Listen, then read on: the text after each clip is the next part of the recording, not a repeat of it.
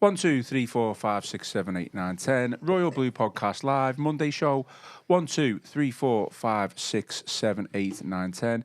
Royal Blue Podcast Live, sound check.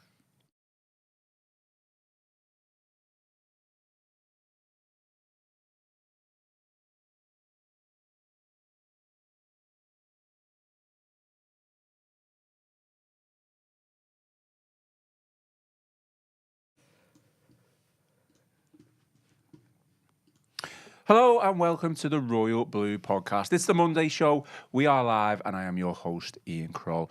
Joining me in the Royal Blue studio today to talk all things Everton, we've got Joe Thomas. Joe Thomas, how are things? Yeah, not too bad, cheers, Ian. Good, all good. We've also got sat next to him, Chris Beesley. Chris, you okay? I'm all right, yeah. Could have been better, but yeah, I'm all right.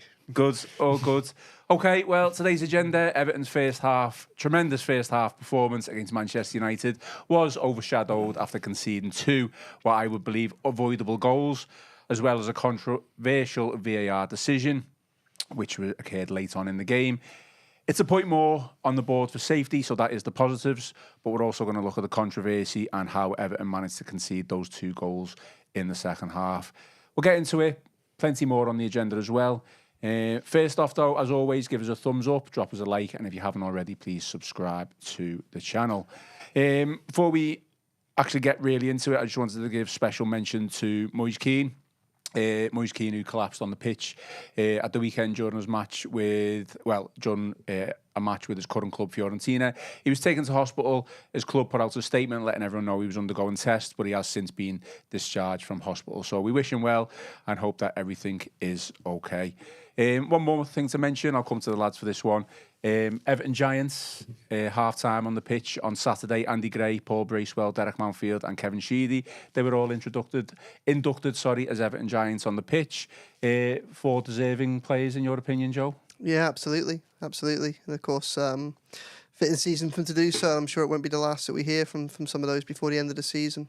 Absolutely. And Chris, 2 of those we managed to invite and come on to the Goodison Park, my home, Kevin Sheedy and Derek Mountfield. Really good stuff, wasn't it? Yeah, I mean, to be fair, we've been so privileged. They've all been terrific interviews, but I think they really were a couple of the 2 ones that stand out for me. The thing about Derek Mountfield, he seems to remember everything. It's a serious issue in football. The old centre half. Some of them, the amount of times they've had the ball, and sometimes it can affect your memory. But he's absolutely spot on about everything. He remembers everything. He's such a great storyteller.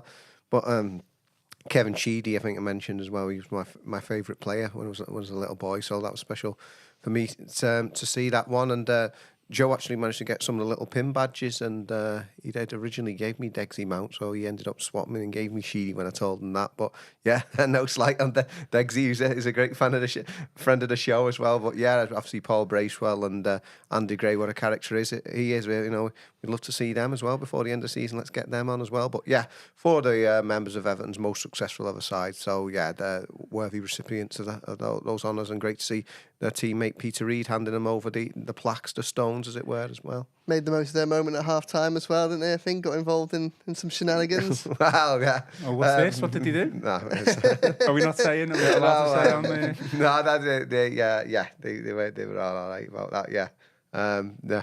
I just speechless now. He doesn't know what to say. I'll tell you what. In terms of Goodison Park, my home, we're obviously not going to spoil anything, but Thursday we might be able to announce a really special announcement, mightn't we? But touch wood, we've got a couple of big ones in the pipeline. So yeah. Yeah. So we'll wait for Thursday. Yeah. We just want to see it happen first. Yeah. Okay. Well, we'll go into obviously United. Joe, we'll start with you. Fantastic first half performance coupled with a contrasting, probably poor second half performance, and we'll come on to the VAR stuff. I mean, it's been done to death across a lot of media platforms, but we'll have our say as well.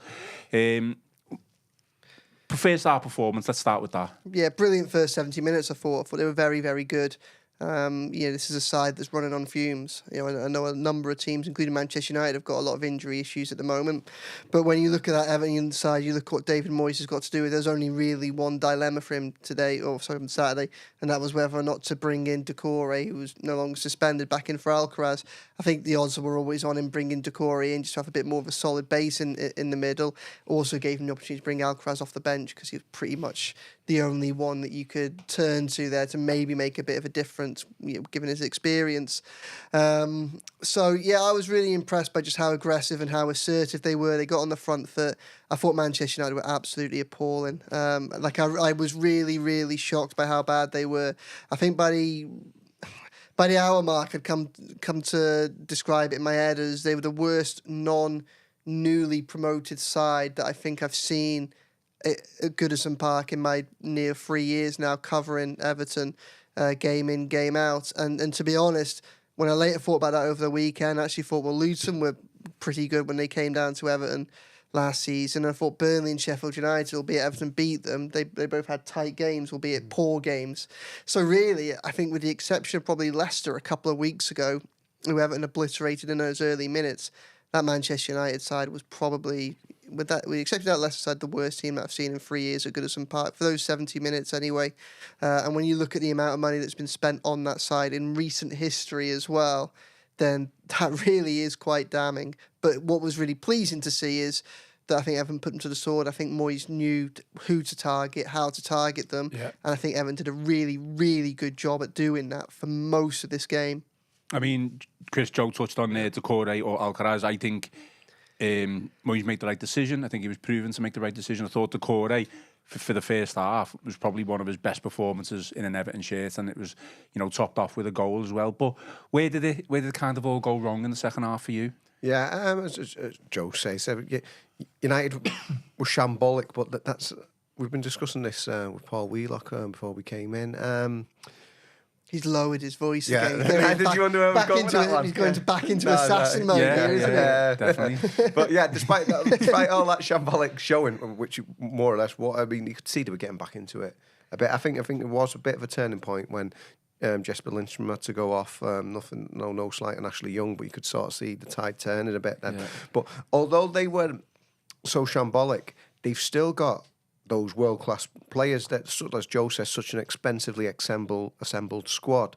So even though maybe the tactics aren't right or whatever, the players' mentality, all those different factors, they've still got those game changes in there. And with Bruno Fernandes and after Ugarte getting his first goal for them, they were able to turn the tide. So I think that's the issue, isn't it? Player for player, they're obviously far more talented than the Everton squad, and that's why they've come for those huge price tags, the money that they have spent. And that just shows you how well David Moyes has done, really. It's absolutely incredible that Everton went into that fixture above them in the Premier League table. Okay, we're all really disappointed now they didn't put clear daylight between them. The gap could have been 4 points now, and it remains at 1. But it just shows you how well Moyes has done, from going from a point above the drop zone when he came into the job, now above that Manchester United side. But yeah, that was the difference for me in terms of, as much as they can be a mess as a collective, they've still got those massive talents who can sort of pull something out of the bag, and we saw that really, especially with the free kick, which was a big turning point. Yeah, the free kick was so annoying, wasn't it? Pickford was almost blinded by the wall. Like there's not really much you could do. You're expecting Fernandes to hit it over the wall to Pickford's right, and he doesn't. He goes to the left, and he's just flat-footed.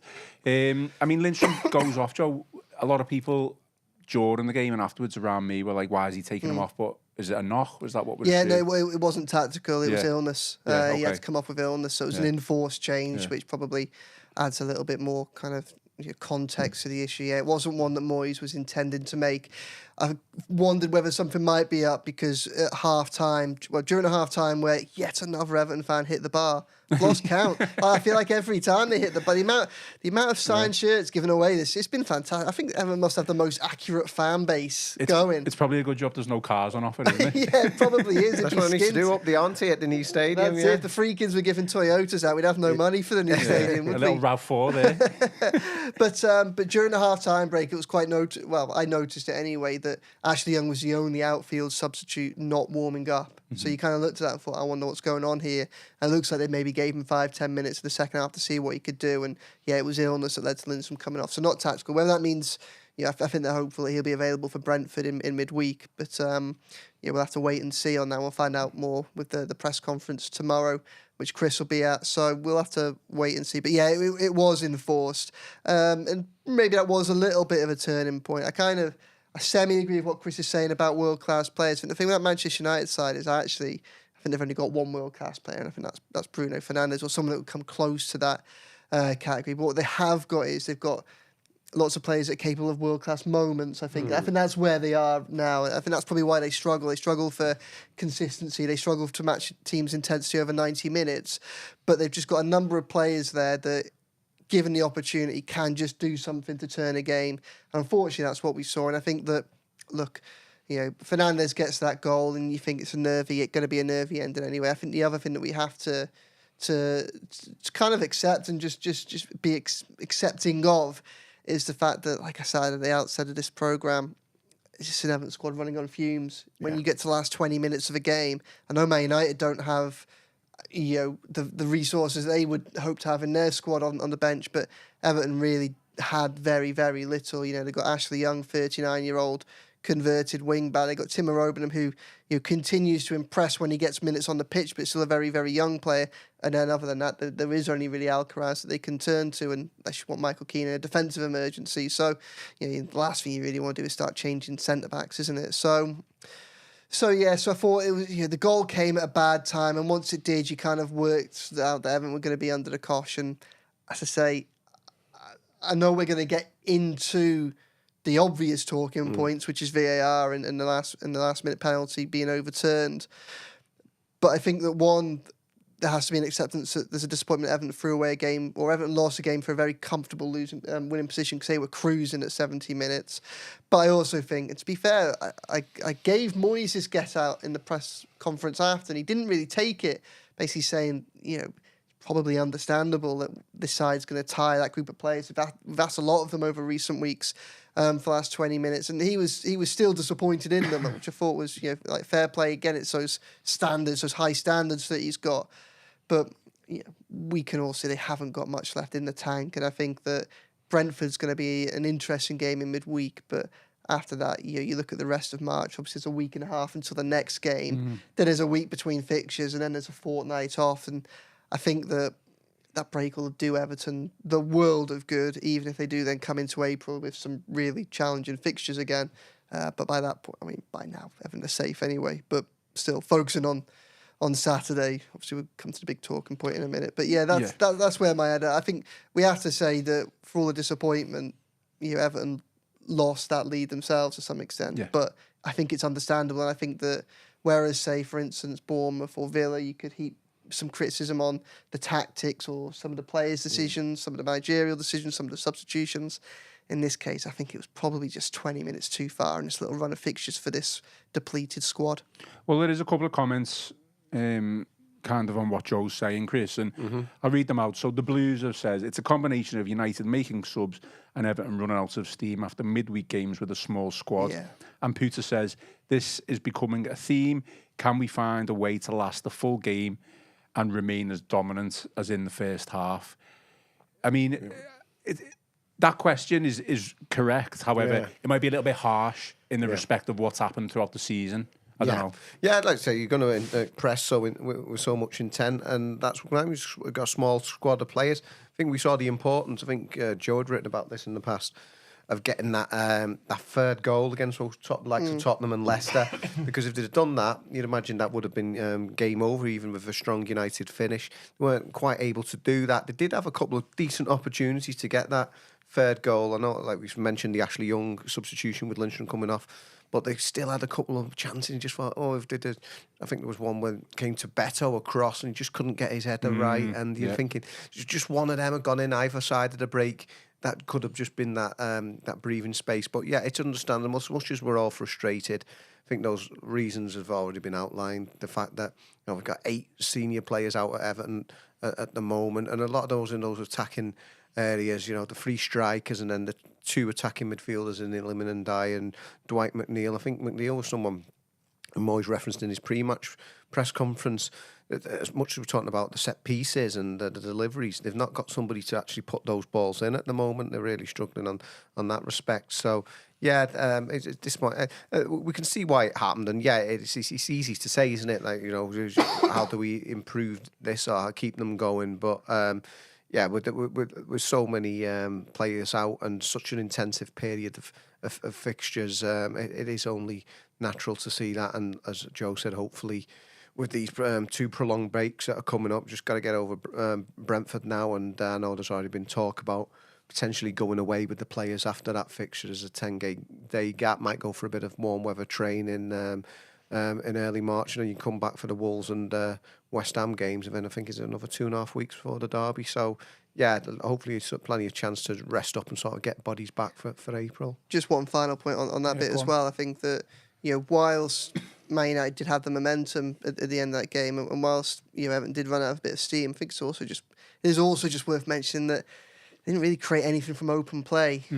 So even with this Everton side flagging, and even with them being up against a side with the resources of Manchester United, they still put in a pretty resilient defensive performance. 70 minutes before they had their first shot on target, and even after then, both goals came from set pieces. So, it was still a pretty strong, solid display from Everton at the back, and probably because I think this has been lost a little bit in the post-match stuff. Probably the player that I'd want to shout out the most really is just Jarrad Branthwaite. I think that I was looking at the Man United squad midway through the second half, and I was counting up the centre-backs there, and they on their centre-backs in that squad the other day, they spent more than £200 million across the centre-backs they had, and not one of them's a patch on Jarrad Branthwaite, and he cost £1 million. And you just, even in this summer, you've got, they spent, committed to best part of £50 million on Matthijs de Ligt. They similar amounts again on Lenny Yoro, who was on the bench. And I just can't. I mean, maybe it's indictment as to how shambolic things are behind the scenes of that club. But they started last summer with intent by trying to get Jarrad Branthwaite, and not one of their options at centre back is better than Branthwaite. And I can't for the life of me understand why. Obviously, I'm glad that they didn't do this, but there was a deal to be had there for Branthwaite in the summer. As long as whoever came to Everton was sensible enough to not try and play silly beggars and start messing around at the lower end of the price tag, making it easy for Everton to turn down, which they did in the end. There was a chance for someone to pick up a future world-class centre-back who's already performing at a very high level in the most competitive league in the world for, a relatively competitive fee, bearing in mind how good I think he's going to become. And, you just look at that Man United side and what they went on to do in that summer, the problems that they still have, and how they could have addressed it if they'd been a bit more savvy, a bit more sensible, read the room a little bit more with Everton in June, when there were still so many question marks over takeovers and stadium financing and squad rebuilding and PSR. They had a glorious opportunity there to solve problem for a decade for a lot less money than they ended up paying out just on centre-backs in last summer alone.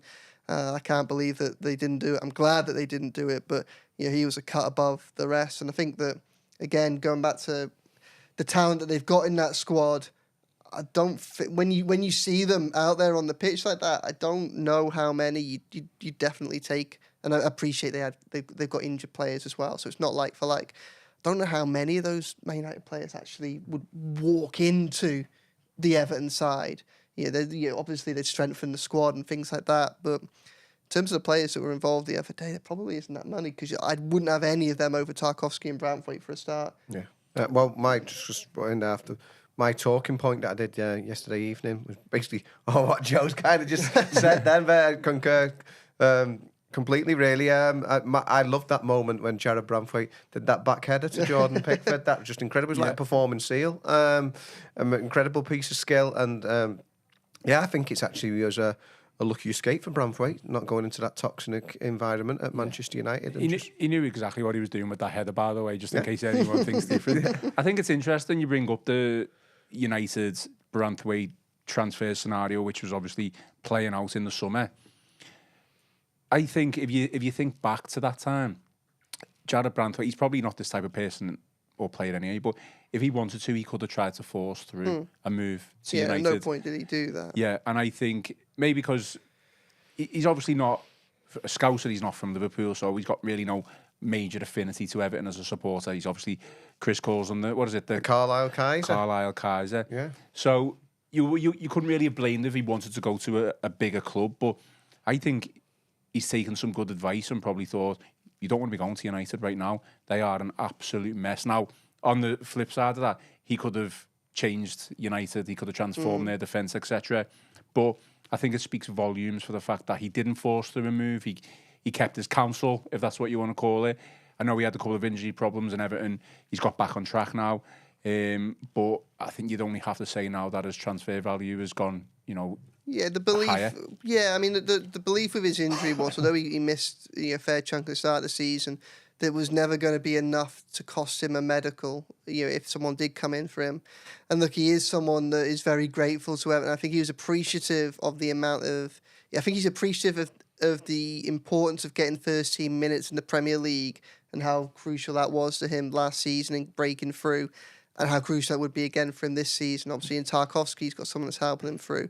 I think that, whilst he never did do anything to try force anything through, and he was never liked to, he's not that type of person. And the people who he listens to are sensible people that genuinely have his future and his development in their minds when they advise him. But I do also think that Man United never reached a level where those type of conversations could sensibly happen because they never really got close to his value. Which, as I say, when you look at the amount of money they ended up spending in that summer, they clearly had the ability to do so, and it's just another kind of crazy decision from them not to try and press further. But where his value is at, it's probably stayed pretty similar, I should think, because he was already being priced as a world-class future centre-back, wasn't he, back in last summer? I think he's had a few difficult moments this season, not just with injury, but a few difficult games as well, but he's growing stronger and stronger and stronger. And I think what does change this summer is Everton's financial strength. Now, look, David Moyes was talking the other day in the press conference about kind of maybe having one more bill to pay and one more little hurdle to climb over in terms of financial things. I think the problem that Everton I think the reality for Everton is if they have got anything that is on the horizon, or if there are any question marks, he is really probably the only player that they could sell for any value. Major value. Certainly that there'd be a market for. Obviously, Jordan Pickford's a very, very good goalkeeper, but I'm not sure there's a market for him. Branthwaite is the one sale that you can make and make big money, both in terms of cash and in terms of a PSR thing, because they only brought him for £1 million as well. So I do think it would be interesting to say come June, if a club with proper resources, or like Moyes said the other day, a big bag of money came along, I do think Everton would probably listen to it, but it would have to be a big bag of money because of how talented he is. And say one thing that's different this summer, coming summer compared to the last one, is that Everton in a much stronger financial position, and they're also in a much stronger decision-making position, at least when it comes to money. It can't be money that trumps everything. Obviously, they need to sort the CEO and the director of football situations out, but they're in a position, hopefully this summer, where not everything has to be about the bottom line, where they can make wider decisions and just, here's someone waving a lot of money, we've got to take it, whatever it is. No, definitely. And I think as well, just to touch on that little point, is we've got a defender, a centre-back who's playing right back at the minute, who's proven himself to be good enough. And, if he does go in the summer, you would like to think that Jake O'Brien would slot in. Yeah, I think that's it. I think everyone just needs to be. I think everyone just needs to be realistic about Branthwaite going into the summer. Like, it would be nice for Everton to say he's not going under any cost, and we're going to make him a big part of the rebuild, anything like that. I'm sure David Moyes would love to do that, and if the opportunity to do it comes, then I'm sure everyone would be really pleased to do that. But I also think that if someone comes in with a genuinely worthwhile offer, then I would hope that people don't hold it against the club too much to listen to it, and against the player if he were to listen to it as well, bearing in mind how far he's come and how much value it could have for the club, and what it could mean for the club in terms of a rebuild. Because obviously if they ended up getting 60, well, hopefully more, if they end up getting 70, £80 million through the door, in terms of what they could then do in the summer, like from a kind of PSR, from a regulatory perspective, rather than the resources the Freakins have, that it just amplifies whatever they can spend by so much money that you can possibly see a quid pro quo where you go, well, you know, that fee allows Everton to completely rebuild a forward line that is going to be in need of rebuilding in the summer because they've hardly got anyone on their books after July. So I have to wait and see. But for, you know, he made a fool of Man United again, and that's not hard because they're a very foolish club that look daft at the minute. But Branthwaite was a step above anybody on that pitch, certainly from a defensive perspective. Yeah, definitely. We seem to have been infiltrated by, I think it's a Liverpool fan on today's show in the comments.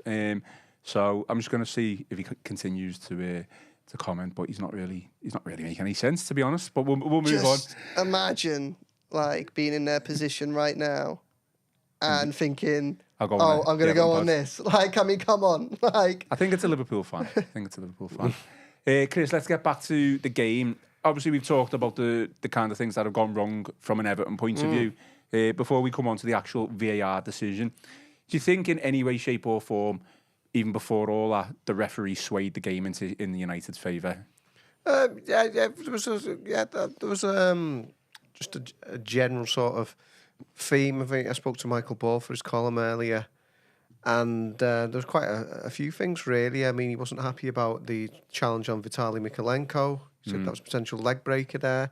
Went unpunished. He just thought that the referee was card happy towards Everton and not towards United. So I kind of go along with that, with the general theme of things. Even before we get to that sort of crucial call, I know it's not the referee as such, but just how long it took for the Beto goal as well on the VAR. I mean, how long we were waiting for that one. It's almost like they're trying to find something again. But yeah, I think that it was interesting actually because I asked Ruben Amorim afterwards what he thought. The Everton crowd, obviously with United going there for the last time, and all the talk about Old Trafford being rebuilt, because Alex Ferguson famously said it was the toughest Premier League ground to go to, and he was, to be fair, he was full of praise for Goodison Park and the Everton fans, but it wasn't seemingly swaying Mr. Madley, because he got quite a few of those decisions. The sort of the 50-50 ones, you just got the feeling, you know, they weren't quite going Everton's way a lot of the time. That's how I saw it anyway. I mean, there's a lot of comments on it here. United first goal, this is from Danny Church. The United first goal, the ref was going to give a corner, then Fernandes was yelling at him, and then he decided to give the decision for a free kick. I mean, the first, it was two free kicks, wasn't it? The first one was a foul from Gay, which I didn't think was a foul, and then I thought the next one, which happened within, you know, seconds of each other, alleged the Corey handball. I thought that was extremely harsh. To give that, and obviously there's going to be a little bit of bias from our point of view. I get that, but I do think that Andrew Madley, certainly with Buchans anyway, Joe, as Chris mentioned, he seemed to be quite card happy with Everton, but there was a number challenge. I mean, the protection that Harry Maguire got throughout the game, continuous sheer pulling and holding of Beto, you know, there was no forthcoming yellow cards. Yeah, I mean, I don't really feel a need to dwell on his performance that much, because ultimately I don't think that he cost Everton the points. You know, Everton were, even if it was against 11 men and the referee, Everton were cruising for 70 minutes. And then, of the big decisions, they all, on the pitch, all went in Everton's favour. But wait. Beto's goal wasn't disallowed on the pitch. The issue with Beto's goal was the VAR intervention. And Madley gives the penalty for Ashley Young at the end. Again, the issue is and kind of, I mean, we'll get into this in a minute, but once VAR decide to get involved, whilst he has, in theory, has the ultimate say, it kind of starts a process where we know that that's not really going to happen. And then with the Ugarte kind of over the top on Mikolenko, again, you can kind of understand why a referee might not necessarily see that as being as bad as it perhaps looked in real time. But again, it's the VAR that you want to step in maybe and then go, he's gone over the ball there. Like, I mean, just because he hasn't broken his leg doesn't mean he couldn't have done it. Doesn't mean it wasn't dangerous play. I think his decisions contributed to United getting back in the game, though. Certainly with the free kicks. Yeah, maybe. Like, yeah, maybe. I haven't got an issue with Madley so much. It's the VAR that's the issue for me. Okay. Well, we might as well move on to VAR then. Might as well get into it. I mean, I guess from everything that I've watched, everything that I've seen afterwards, it just depends what angle you watch it from. Depends what instant you watch as well, isn't it? Like, it's just a ridiculous situation. I see Delit, shirt pull, which is probably the main one where you think that's the foul. I think Maguire's still pulling the shirt. I think the stance of it all is that the referee gives the penalty because of Maguire. Yeah. Maguire foul. And then obviously VAR intervene and say, well, we don't think that's a foul. But they don't show him the legit... The legit Delit. Yeah, exactly, yeah. Thanks for that, Joe. They don't show him that side, that opposite angle, do they? No. Why not? Why didn't he show him that? It's so complicated. Really, I think that this is just one of them examples where, because there is a dry technical explanation for a lot of the way this unfolded, but really I think it's just a case of the rules eating themselves. Everything just, completely almost... I say the rule book turning on itself to the point where it just eats up the fucking game. It's just daft. You end up in a circle of chaos. Look, he gives a foul. He gives a penalty for the foul by Maguire. VAR step in because they don't think that there's a foul by Maguire. Madley obviously looks at that and sides with them. He isn't. They then apparently also look at the Delit challenge. But because Madley hasn't given the penalty for the Delit challenge, the threshold to overturn his non-penalty award for that challenge is so much higher than it would be if he'd have given it, and it just becomes an absolute mess. And because he didn't give it for the Delit foul, that's one of the reasons apparently why he doesn't get all the angles for the Delit pull, because they're not looking to disprove a decision that he hasn't made on the pitch. But really, the two issues for me in this are, one, there seems to be a complete lack of common sense here, firstly. So why can't you look at the whole incident cumulatively? Maguire still made contact with Young. Delit's made contact with him as well. I don't know why you necessarily have to draw him into two separate fouls. I don't know why you can't look at the whole incident in a round from all the different angles and just say, well, when you put all those together, is it fair that has Young been has a foul been committed? Has a foul been committed? Yeah, and I think that there isn't. You've got two players making contact with him in the box. Neither of them getting anywhere near the ball. We've got multiple referees agreeing that at the very least a Delit shirt pull. Dermot Gallagher said it on Ref Watch, believe it or not. Yeah, I know. Keith Hackett's done it. Jeff Winter. They all agree that the shirt pull of itself is enough for a penalty. I don't understand why you have to separate Maguire and Delit and then look at them so forensically, but individually, so that different standards apply for different fouls. That's before you even get into the argument as to whether or not it should have gone to VAR in the first place. Gallagher says it doesn't. I don't think that there's enough in there to say that's so clearly the wrong decision that it should be reviewed in the first place. The second part, so there's that nonsensical bit of daftness for me there. The second issue for me is the double standards. Chris alluded to this earlier. It took 3 minutes and 20 seconds to check the Beto goal, and there was nothing wrong with it. They explored every angle they could possibly do to try and find players that might have been offside and whether or not they were interfering. And that's where the double standards comes into me. If you're willing to do all of that for that goal, then why can't you then do all of that for that penalty decision at the end? Because then if you do show all the angles, then probably a penalty still gets given, doesn't it? Again... It sounds like I'm jumping onto Madley's defence here, and I'm not, and I really don't intend to. But you can kind of almost see why Madley's gone that, because he hasn't been given the proper angles, and we all know that once they've been told to look at it in their ear, it's very rare that they get overturned. That's what I say about earlier on. VAR has started a process which makes Madley's ultimate decision inevitable, but it just seems so mad to me. I don't think they should have gone to check it, because I don't think there was a clear and obvious error. Yeah. When they do, the differing standards between how they look at what Maguire did and Delit, I don't know why they can't go, all right, well, maybe Maguire's wasn't as bad as the referee first thought, but look what Delit's done and show him every angle. Is that a foul? Yeah, it probably is. Look at everything that all of them have done. And then finally, as I say, they're willing to do that for Beto's goal to try and find a way to disallow it, but not for the penalty. It's just madness. I mean, Chris, VAR is just becoming so infuriating now. I mean, the statement from the Premier League that that they released had no mention of the Delit incident, saying they checked that it was more purely focused on the Maguire Young incident. But Joe's right, like in the sense that there's so much micro analysing of everything now in the game that sometimes it's like you do get to a point where you can, but it's hard not to question integrity when you're looking at the Beto goal for the offside, and they're looking at every single angle to check whether it's offside. But then when it gets to the penalty decision for Everton, well, you're not willing to check at least one more angle. I don't know. It's just extremely frustrating. Yeah. This is one of the reasons I don't like VAR. And Joe and I had a piece yesterday. Joe asked the question, and at the time, as you say, the statement on Saturday only mentioned the Maguire coming together, but it's our understanding now that obviously the Ligt was looked at by both the referee and VAR, so that makes a nonsense if you're not considering that, like you say, if you're not looking at the other angles, as Joe said. I mean, this is... But it didn't look like that on the screen, no. Yeah. I mean, I was at the ground, I'm only watching back what I've seen. It didn't look like they did. Yeah, that makes you... Look, are they just...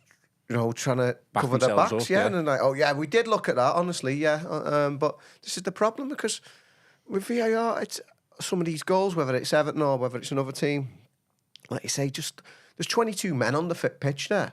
You probably look at every goal in history, and you could probably say that somebody's doing something somewhere on the pitch, somewhere. If you're really going to be like that, going to be, it's like we said, the clear and obvious error, but it's just become a pedant's paradise in terms of just trying to find something, whether it's Everton or not, whether it's somebody else. Let's just find something. Or in this case, bizarrely, the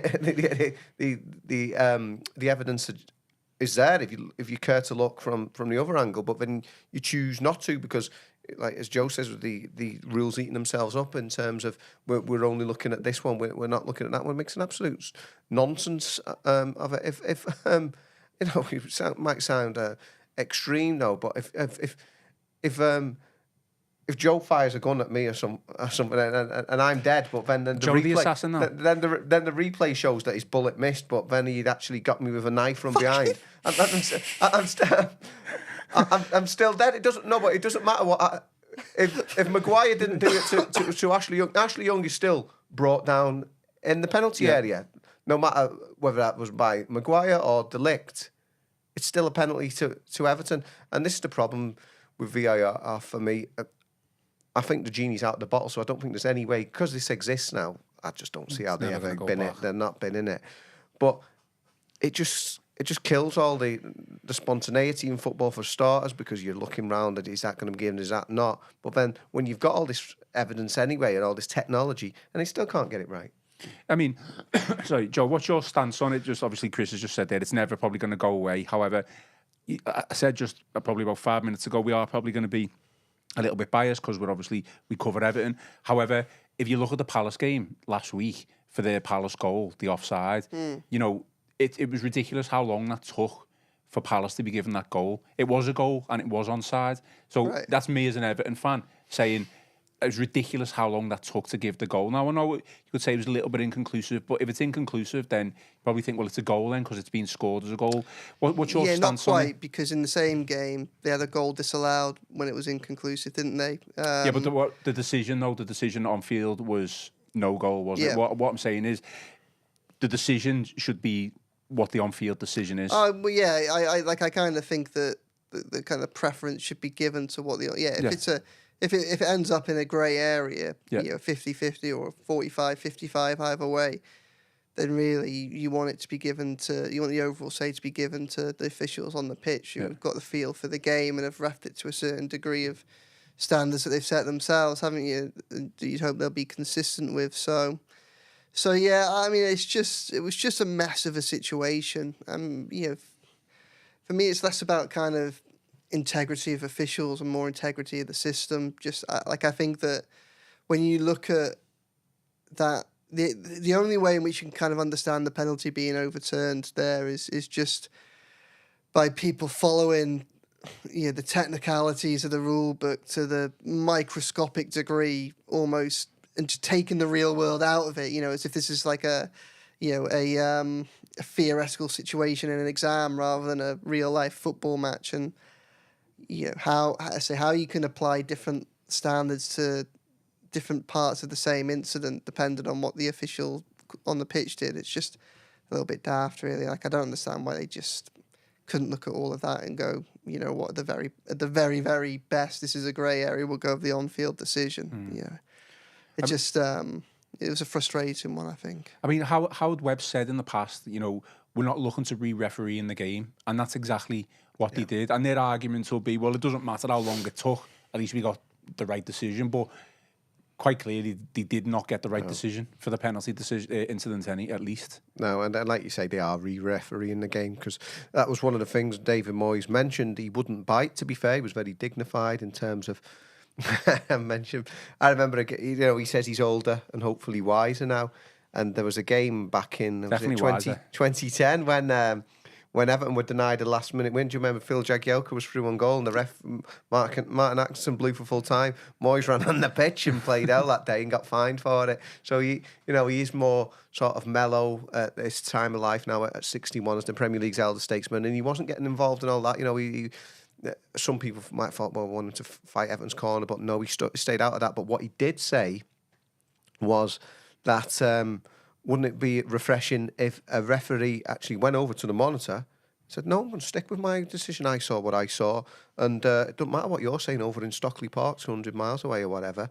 I'm going to go with my gut instinct there. So it just never seems to happen. I mean, his predecessor Sean Dyche said about that in terms of it saying it's a waste of time to going over to the monitor, because we all know what's going to happen. It's very seldom that they sort of go against their VAR colleagues. But yeah, if we're favouring the people who were on VAR over the on-field officials, then you are re-refereeing it. If like I said, they're supposed to be there. When VAR was first brought in, it was supposed to be for these absolute bloopers. You know, if you just miss something, it was just a mess. I know we've got the goal line technology, so you won't have the incidents like you had Frank Lampard in the World Cup against Germany, those sort of mess, you know, obvious ones like that. That's sorted by technology. But it's supposed to be, you know, the real howlers it was supposed to get rid of. They're just doing it for every goal, more or less, and just for like you said, these grey areas rather than the clear and obvious areas, and that's the big part of how the technology is being implemented. Yeah, I mean, there was no doubt that Ashley Young made the most of it, but he makes the most of the sheer pull, which is a foul. At the end of the day, you've seen it time and time again. A player's pulled in the box. Maybe it's from a corner because he's getting dragged down, and he goes down because he felt a sheer pull, and the referee gives a penalty. It's a foul, whatever way you look at it. I don't care, and it'll be really interesting to see. And it'll happen. It'll definitely happen. The next decision when someone's shirt is pulled in the box and they go down. I mean, just on as well, my stance, if I was the overall ruler and god of football, I would. God help us all. No, you'll like this, Joe. I would keep goal line technology, and I'd bring in the automated offsides. Anything else, I'd just leave to the on-field referee. At least then, you could still be mad and frustrated if they got something wrong, but you would hopefully know that it was an honest decision, an honest mistake. I know players dive and sometimes get away with it, but at least then it's in the referee's capacity to make that decision, rather than about two people at Stockley Park looking at 5 or 6 different camera angles, or in the instance of Saturday, just 2 instead of the 3 that we should have been looking at. Yeah, well, I don't think. You not go with my stance as the overall ruler of football. One of the interesting things is if they had the semi-automated offside, it wouldn't have made a difference to the Beto goal, because that was all about players interfering and whether or not Linson would touch the ball. So it wouldn't actually solve that problem, believe it or not. But look, I don't think there's necessarily anything dishonest about what happened. I think it's just more incompetence.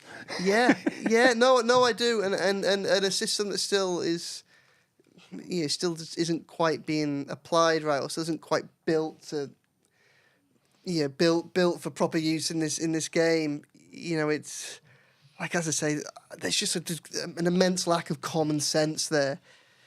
He's given the foul. He's given a penalty for the foul on Maguire. We don't think that's a foul. Okay, well, why can't we look at it properly, the Delit one? Because there's clearly an issue there, isn't there? And if there might be an issue there, why can't we look at it from all the different angles? And, it's like, as I say, Everton should have had a penalty. The only people who seem to think they shouldn't have had a penalty seem to be those that ended up making the final decision. Do we know if VAR, sorry to interrupt, but do we know VAR had that angle? Because we know BT or TNT, whoever it was who, broadcast the game. I think the decision to not use the kind of behind the goal through the net angle, which was the best one for De Ligt. My understanding is that angle wasn't used basically because the original decision wasn't for a foul on De Ligt, by De Ligt, because it wasn't for that incident. They basically have less of a threshold, isn't it? Well, the threshold's much higher to intervene, to then say, oh, well, that's a penalty instead. So therefore, they're not looking at all the other angles. It becomes a cursory check rather than a forensic one like you get for Maguire or like you get for Beto's goal. And as I say, that's where it just gets a little bit ridiculous, I think. Danny Church, Chris, has said, can't we ask for the audio of the incident? I mean, we know clubs in the past have done that. Why not? I think that if we are going to keep VAR, which, like I said, as much as I loathe it, I can't see any alternative. I don't see how it ever gets binned now. I think it's here. I'd be up for a quick explanation for refs, NFL style, in terms of, I think, did he have it in the rugby as well? Do you know what? To interrupt you, but the rugby, I watched the England-Scotland game on Saturday late on, wasn't it? And the process of every decision that they made was absolutely spot on, and you could hear everything the referee said. I'd be up for that because it's another point. To be fair, Michael Paul says in his column in terms of the fans, the spectators within the stadium who were paying their hard-earned money to go and watch these games. They're actually at a disadvantage. If you're at home, you get to see all the angles or whatever, and you're in the stadium, you ain't got a clue what's going on, or you get some half-baked explanation comes up on the screen. They're not even getting to watch the replays a lot of the time. So, if it's going to stay, and I think as much as we might not like it, I think it is staying. Let's just have a bit more transparency, and if that includes explanations with the referee, I'll be all for that. I mean, it was taking long enough on these decisions anyway. It'd only take about 10 seconds for him to say why he's made that decision or whatever. I'm sure there was trial games where the referees were mic'd up and you could hear them. I'm sure that was the case. Right, we're 47 minutes in. As much as we want to talk about and discuss VAR all afternoon, we've got another game on Wednesday, Joe. Brentford, you and Chris heading down another long journey for the both of you. Going to be another tough game, isn't it? Yeah, tough game. Tough game between two mid-table sides. Now they had a really good win at Leicester, didn't they, the other day? They got their own injury problems. So it'd be interesting. It's their attack you got to worry about, isn't there? Wissa and Mbuemo just so effective. And yeah, it's the last of this little run, isn't it? And Everton have done pretty well at the G-Tech in recent years. Got a really good win. It was the first win of the season under Deitch last season down there. It kind of was the result that kick-started the season, kick-started that little run of form that they had kind of October, November going into the points deduction. They got the draw with Brighton where they conceded the last-minute equaliser. Got that big win at Crystal Palace. And the win at Villa Park a couple of days after the Brentford game in the Carabao Cup. So... And the season before that was the one each, I think, wasn't it, Chris? Anthony Gordon scored really early on in the season under Lampard, didn't he? So it was a good goal, that was, as well. So yeah, I mean, it's been a relatively happy hunting. I quite like going down there. We're quite lucky. A lot of these stadiums are nice, and a lot of the people and the staff that work around them are nice as well, aren't they? It's the food like not the best. Not the best at Brentford, is it? Not the best in the league. I'm sure the viewers have made up to it about our free dinners at Brentford. Yeah, like you kind of. Yeah, it's their media facilities aren't quite as advanced or as big as a lot of the other, say more established Premier League clubs. Obviously, Brentford are, consolidating the Premier League and deserve to be. They're a brilliant club, and Thomas Frank, I think, is a wonderful manager. So, they have every right to be there. But, we have better meals elsewhere in London, I think it's fair to say, isn't it, Chris? I'm a big fan of the people at Brentford, to be fair. 3 years ago, I did a double feature down there. It was obviously the time when Everton Stadium was being built, and Tottenham and Brentford were the two newest Premier League stadia. So got a tour around both of those, and whereas they don't obviously compare. Tottenham's is going to be a lot closer to Everton's new stadium. in terms of the size and the facilities. I think it's a great setup down there for Brentford. They've done incredible to re-establish themselves in the top flight, and so it was a really sort of nice setup at their stadium. They've done so well, and the fact that they've never really, I mean, I suppose they struggled a bit last season, but they've never really been in the thick of a relegation battle since they came up. I mean, it's a great testament to the way that club has been built up. But as Joe says, it's the end of this run for Everton in terms of it's going to be tough for them from a physical point of view, and you know what you're going to get down there in terms of a real sort of intense battle. But hopefully, Everton come back with a decent result from the capital again. They need to see it as more, and we're in danger, or I'm endangered in this now. They need to see it as an opportunity rather than another game just to get through. I think because. Look, I think Everton are safe now. I mean, it's 14 points. So even though Everton didn't hold on to the win, they still extended their advantage over the bottom three at the weekend. And when you look at some of the results and the performances that Ipswich and Leicester are putting in, it's very difficult to see how they're going to mount a challenge even to catch Wolves, who are still within their orbit. You know, Everton are well advanced of them now. But if they could just get through, there's what, Brentford now, and then the games in March are Wolves away and West Ham at home, aren't they?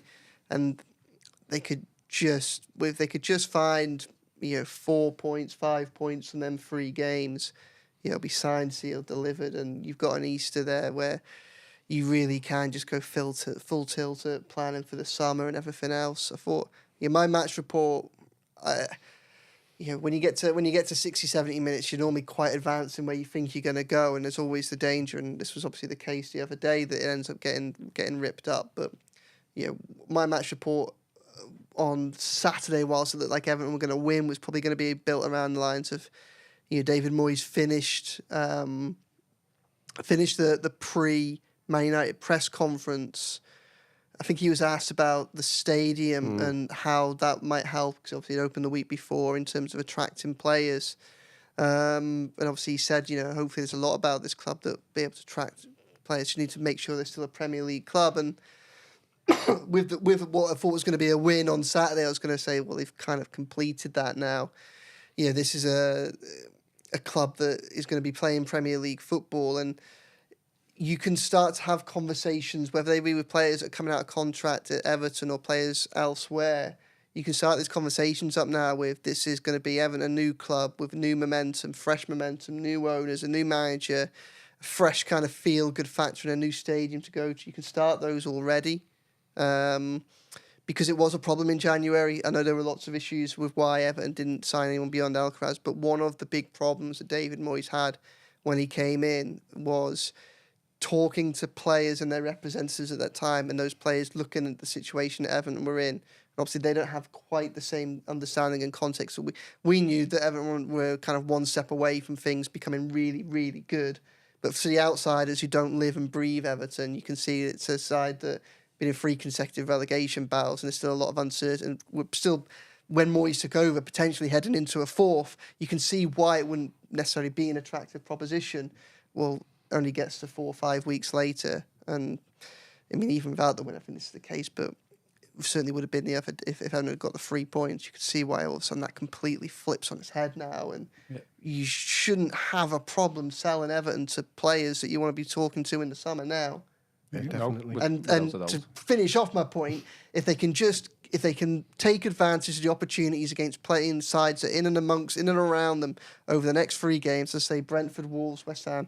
If they can just make that extra step to just guarantee that they are safe, to guarantee that they're never even going to be thinking about a relegation battle this season, then they can already start selling that project, selling that vision to targets now.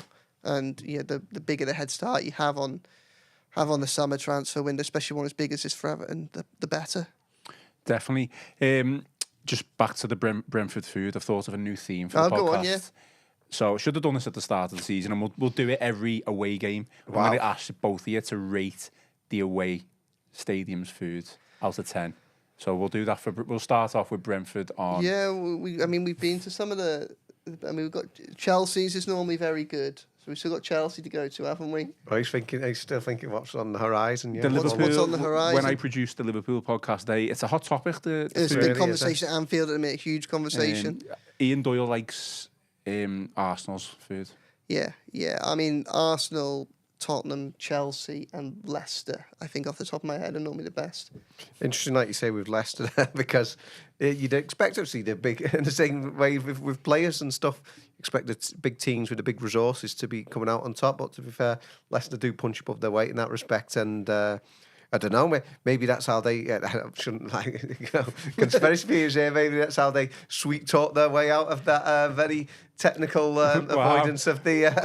What allegation that would be quite a leap, wouldn't it? Leicester tend to... technicalities. I think we've been there I think I've been there 3 times now.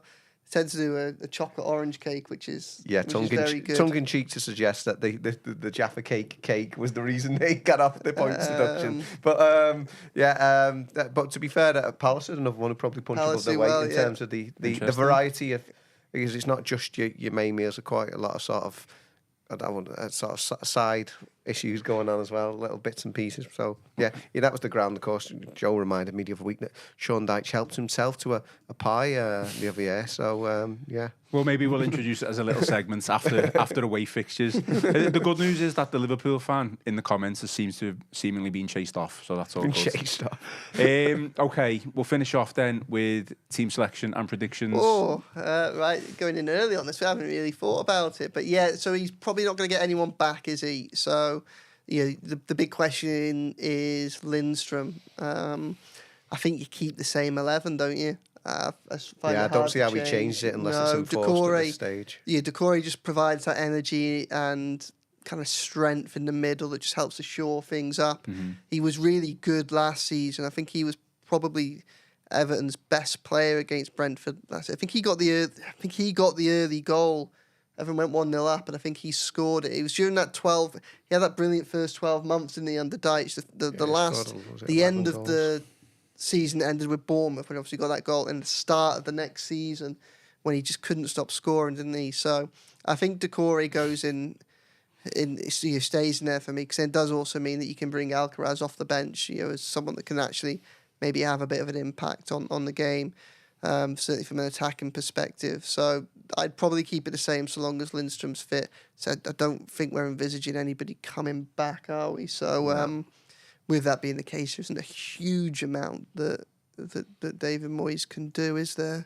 I think it's just a case of whether he wants to bring Alcaraz back in, but given what Decore did at the weekend, I think it's same again, unless there's an issue with Lindstrom. I think that's the thing, isn't it? I think there will be a clamour to get Alcaraz back in the team, because let's face it, he did have a decent game against Palace. He scored, but we weren't great, were we? Let's face it, against Palace in the first half. He grew into the game. I think we grew into the game.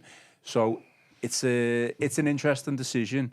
Decore is obviously probably going to be in there for his pressing and his running, but I think because he's so intense, and he certainly was that against United, he does fade, and that's when he starts to make mistakes. So it will be interesting. Danny Church says Manchester United can't eat at their place because they've shut the canteen down. Well, obviously we've been there relatively recently, and the kitchen was still open, wasn't it, for the press? So. It's just maybe at the training ground. I don't know. It's just more just a Jim Ratcliffe penny pinching, perhaps. I don't know. I mean, bit like Anfield, Old Trafford isn't the best, is it, for food? I'd put Old Trafford above Anfield, certainly. I think I'm saying both of them. People on the outside might expect them to be at the top end of the table, and they're not, are they? I quite like United. I like the fact that it's help yourself. That's always good. Prawn sandwiches. No, it's no France. I never. Although there was a rogue fish cake when it was for an early kickoff a couple of seasons back, and it was traditional breakfast fare, and I got what I thought was a hash brown, and a bit of a nasty surprise. It turned out to be a fish cake as part of the cooked breakfast. There you go. Oh God. Yeah. Predictions then. One each. Oh, do you know what? I was literally going to say I'm going first because I knew you'd pick that. Brentford have got a lot out as well, and I think Christian Norgard, their captain, only got sent off in the home game of this fixture. He came off at half-time the other day, so they're not sure about him. and then Matthijs Jensen's out, Sepp van der Berg's out, a few other kind of important players like Rico Henry, really good little fullback for them. He's out. Aaron Hickey, who is kind of trading places with Nathan Patterson for the right back role for Scotland. He's got another injury as well, just like Patterson. Neither of them can quite stay fit at the minute, which is a shame because they both have the potential to be talented players. So.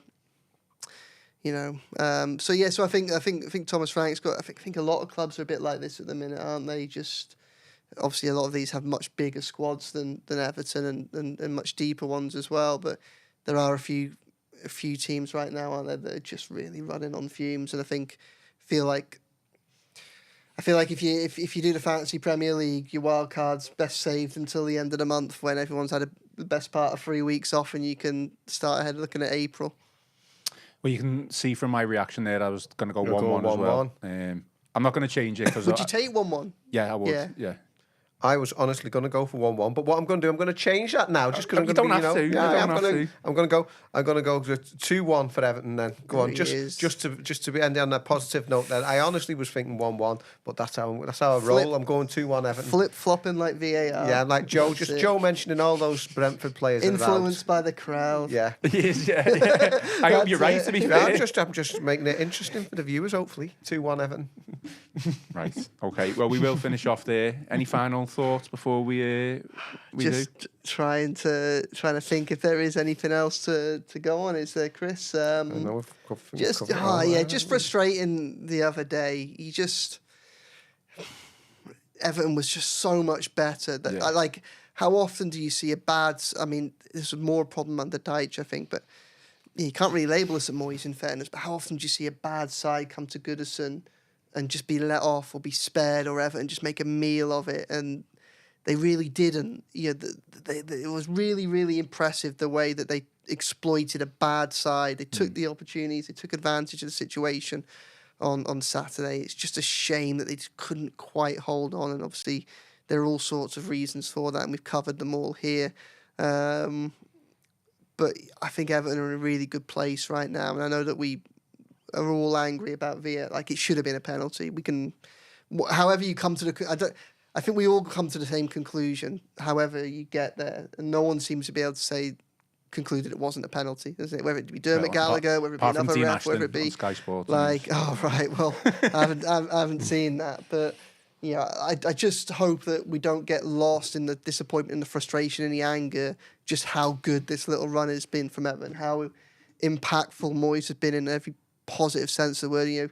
Chris, you were at Finch Farm for the press conference, weren't you? You'll be there again tomorrow. It's just a different place. Yeah. Everything about that club is so different now.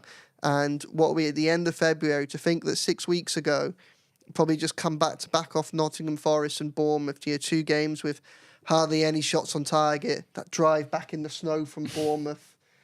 I was thinking about this because I joined you late in the press box. I went for a walk around Goodison, didn't I? Just before kickoff yesterday. Got them pin badges of the Everton Giants and that. Just spoke to a few people. Thanks to everyone who stopped and spoke, because most of them say they recognise the voice and the face from this podcast. And I was just thinking the difference between driving back in the snow after Bournemouth, freezing cold at Warwick, and the sunshine on Goodison, just only a couple of weeks later, was just phenomenal. Hopefully just carry on with this momentum and take it through to the summer. I think there's a lot to be excited about this club in a minute. How hot was it, by the way? I mean, the sun was beaming down on Lower Gladys. I had a hoodie and a coat on. I had to take both off. I was sweating. It's the hottest I've been in probably like 6 months. Anyway, that was just my experience. For anyone just joining, Chris, I guess your final thoughts. Hopefully, an exciting announcement on Thursday. We hope so. A couple of ones, but potentially. But yeah, in terms of my final thoughts, David Moyes, as Joe says, Everton are realistically they are safe now. But David Moyes isn't just targeting safety. He said from day one, to be fair, before he got any of these results, he wasn't just here just to keep Everton up. He wants a lot more than that, and. He said he's not setting foot in that new stadium until Everton are safe. Yeah. So that's he's got a very clear vision on that one. And as much as everyone was so disappointed on Saturday, everyone Everton still loves Moyes 2.0 because that was one of my moments missed as I was leaving the stadium. Good couple of hours after the final whistle, Joe and I couple of the hardest working men in show business in that respect, in terms of all our post-match duties. As I was walking down Goodison Road, David Moyes was just pulling out the car park at the park end there, and there were still some fans there greeting him on his way. And despite the disappointment over the result, they were still singing, Davy Moyes, he's got grey hair, but we don't care. Davy Moyes, and a lot of love there for the Moyesire and the second coming. Absolutely. Well, I'm going to finish off with this comment from Terry Dactyle. United had fish on the menu, but it went to VAR and it became caviar. So. Fair enough, Terry. Okay, well, that is all for today's show. Please remember to give us a like and subscribe to the channel. Drop us some 5-star reviews on Apple and Spotify. Most importantly, enjoy the rest of your day. Enjoy the rest of your week. I've been Ian Croll, joined by Joe Thomas, and this has been the Royal Blue Podcast.